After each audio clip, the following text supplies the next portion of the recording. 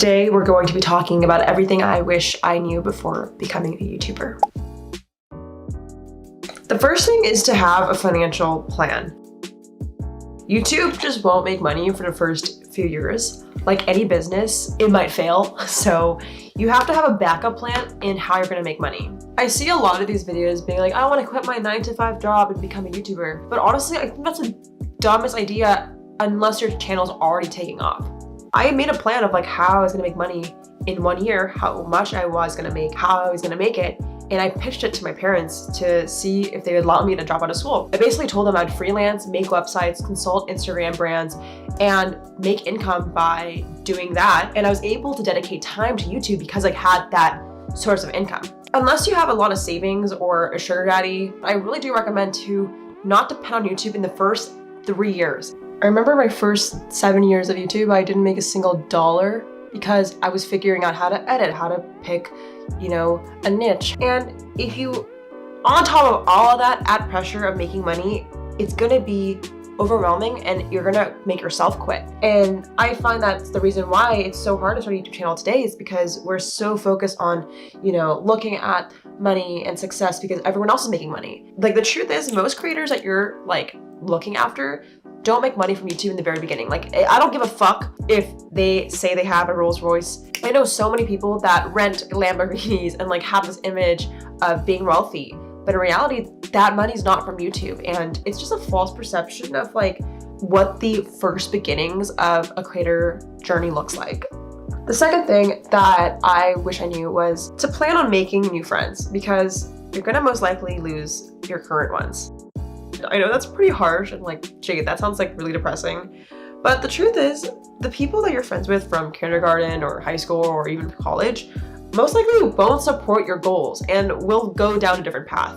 Being a YouTuber is essentially being self-employed. And if your friends are all employed, they might not understand, what you're doing. And I remember for me, when I dropped out of school, every single one of my friends thought I was dumb for taking a risk and I'm never gonna make any money. I think someone literally in school was like, Jade's gonna end up homeless. Instead of listening to them, I tried to find a new group of people that supported me, and I literally joined an Instagram engagement group. Now, if you guys know what an Instagram engagement group is, it's really cringy, but basically it's a group of 10 or 20 people that comment on each other. It's the dumbest thing, honestly, but it worked and I got motivated and I felt, in a weird way, a sense of community. If you're able to, join a creator house. I know they're expensive, but I recently moved into a crypto creator house called Launch House. Anybody can apply. If you guys want, you guys can use my link below. It's in Beverly Hills. But I was really skeptical because I would say I've been a YouTuber for now 10 years, right? So I don't really need Launch House necessarily to start, but it was so beneficial to be in a house full of people that were content creators, entrepreneurs, founders. It was so fun and everyone was fucking hilarious. And it was kind of expensive, but if you're able to get a house with your friends, it doesn't have to be in Beverly Hills. Hopefully all of them are creators, and just make shit and do it for a month. It's so beneficial, and I think that it really gets you out of the bubble of people that don't believe in you and gets you into a new bubble of people that will motivate you and keep you going when things get tough. The third thing I wish I knew was, when you start to make $1 on YouTube, invest it 100% back into your channel.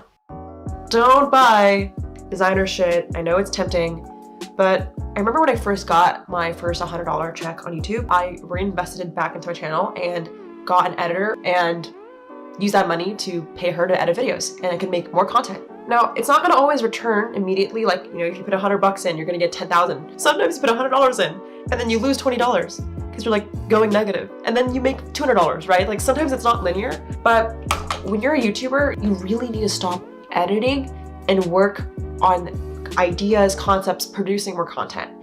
Because the more content you make, the more views you get, the more audiences you get, and it's not always linear, but it does help grow your revenue, and then you can relax.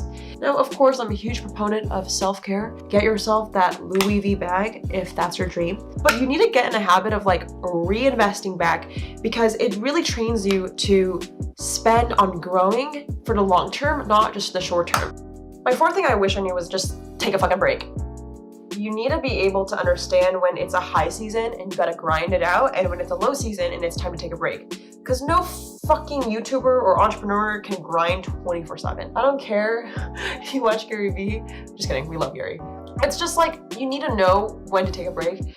And I personally took way too long before I like slowed down my uploads. Like, it was awful. I would like be so fed up with myself if I didn't upload every single day, because I was uploading daily.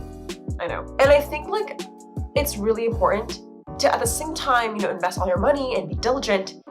Don't beat yourself up if you take a break. So I have a therapist and I see her once a week because I'm Gen Z and anxious like everyone on this earth. But she told me this like really interesting quote at one of our sessions, and she's like, anything you're afraid of happened in the past. You're not worried about it in the future. What does that mean? For example, I was so nervous to take a break from YouTube. Like, if I take a break, my opportunity is gonna be missed, and I'm gonna like wake up one day and have like no money and no YouTube channel, which is not true. Like, if you sleep like an extra hour, you're gonna be fine. What I was afraid about wasn't losing money in like the future. It was something in the past that happened. So for example, when I was younger, my family lost their house. I was like 8 years old. We had to move from LA to Texas because the recession hit. And I basically, you know, lost all my friends, and money was really tough. And I realized, like, because I grew up in that environment, now that I'm older, I'm still holding on to those memories. And I'm not actually afraid of like the future. I'm actually afraid of something in the past repeating. Most often than not, it's your anxiety talking. If you're afraid to take a break, ask yourself why, and then ask yourself if it's something that's actually gonna happen, or if you're just afraid of the past. Yeah, I know, you didn't expect to click on a YouTube video and get all therapist-y. Well, that's the vibe on the Jade Darmanation channel.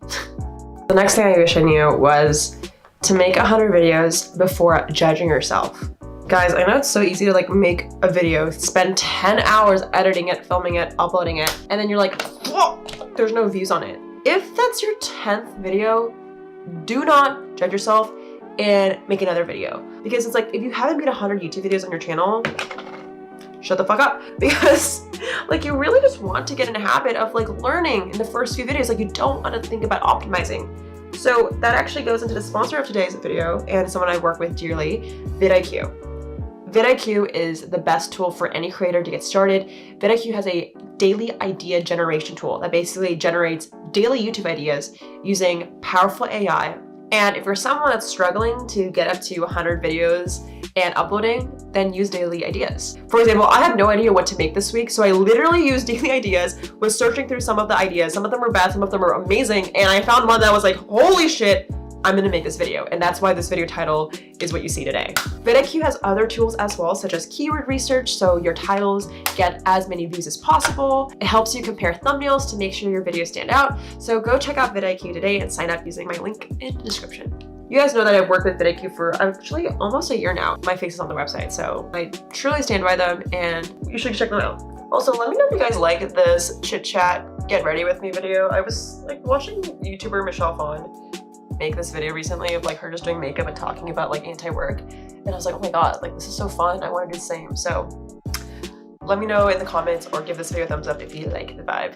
All right, the next thing I wish I knew before starting a YouTube channel is to watch YouTubers that are small. I know this is like kind of weird, but like I think so often, which, you know, it's not a bad thing, we can watch like Mr. Beast and like Eric and like really big YouTubers, and we just sit there and look at their view count and be like, god damn it, like why am I not like them? Learning from the best is important, but it's not good for your mental health. I think it's so important not to watch YouTubers with just viral content, but people that have been here for like 10 years. For example, Michelle Phan. You know, she's been making content since like 2008.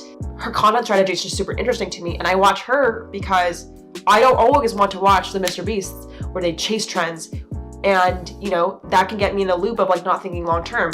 And especially if you're starting out and you're smaller, like make sure you're purposely, consciously watching people that are like veterans, or people that maybe have quote unquote like slower but long-term growth. There's this quote that's like, the 5 people you surround yourself is who you become. But it's also like, if you watch only people that make viral content, you're gonna only make content for views, right? And like virality, and that might not be what you want. So you might wanna shake it up, add some variety, and like watch a bunch of other creators that maybe don't have like the most amount of views, but you like their style. All right, so the last thing I wish I knew is you need to build security in yourself, not in the numbers. I know like everyone is like, don't care about views, be patient. That shit's hard. Like, I think all of us are human and we find self-worth in the way people think about us and how many people love us. You know, my advice to that is like, find a way to find self-worth beyond a view count or how much money you make. Basically, this girl on TikTok I found was like, ooh, fuck, I fucked up my eyeliner. No. But whatever. So I was watching this TikTok the other day and there's this girl that was basically like, I am a sugar baby and I have a sugar daddy and I make like 10K a month. And she was saying how like she was making all this money and she really just did it because she wanted financial security. And she started to make 10K a month, $20,000, $30,000. And she realized there was no amount of money, you know, $30,000 is a lot, right? But like for her, there was no amount of money that would make her feel more secure, because the more amount of money she had, she actually felt like she had more to lose. And it was just such an interesting perspective of like money and like what we're really going after. Because like I used to think that when I have $5,000 in my bank account, I'm secure. Now it's like 10,000. Now it's 20,000, 100. Like it doesn't matter. I realized like even for me, I was struggling to like find security in myself. You know, like I can handle things. If money is ever an issue, I'll figure it out. But it's just really important to figure out and ask yourself, like, what are you really striving towards and how do you define your value outside the numbers? I don't think it's bad to be very proud of your accomplishments and find confidence in what you've done, but don't let that just be the only thing. I just want to let you know, this is the hardest thing to do. Doing your eyeliner and making a YouTube video is fucking so hard, but I don't think I did a shabby job. Anyways, guys, I hope you enjoyed this video and you learned a little bit of something. I'm gonna start to upload a lot more content, so if you like this video, subscribe. I know in the past few months I was kind of inactive. Honestly, I was just in my head. I was like so focused on like getting the most viral video and I forgot of like how to make a video and just sit down and talk. So if you're watching this video right now and you got this far, thank you so much. I love you guys so much. Shout out to the comment winner. Shout out to the comment winner. Comment on this post to be featured in the next episode. I love you guys so much. I hope you guys like my makeup look, and I'll see you guys in the next one.